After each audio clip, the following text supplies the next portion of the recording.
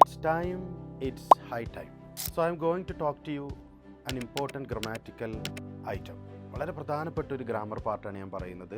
PSC എക്സാമിന് പലപ്പോഴായിട്ട് നമുക്ക് കാണുന്ന ഒരു ക്വസ്റ്റ്യനും കാണുന്ന ഒരു ഗ്രാമർ പാർട്ടും കൂടെയാണ്.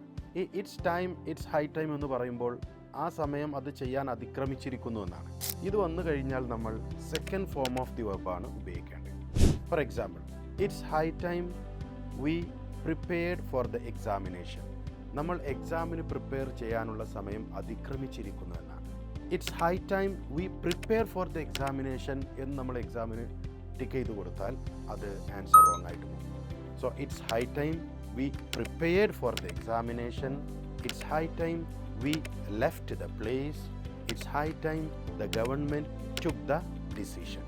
അപ്പോൾ സബ്ജക്റ്റിന് ശേഷം സെക്കൻഡ് ഫോം ഓഫ് ദി വേർബാണ് ഇറ്റ്സ് ടൈം അല്ലെങ്കിൽ ഇറ്റ്സ് ഹൈ ടൈം എന്നുള്ള ഗ്രാമാറ്റിക്കൽ പാർട്ട് വന്നു കഴിഞ്ഞാൽ ഉപയോഗിക്കേണ്ടത് എന്ന് മനസ്സിലാക്കുക.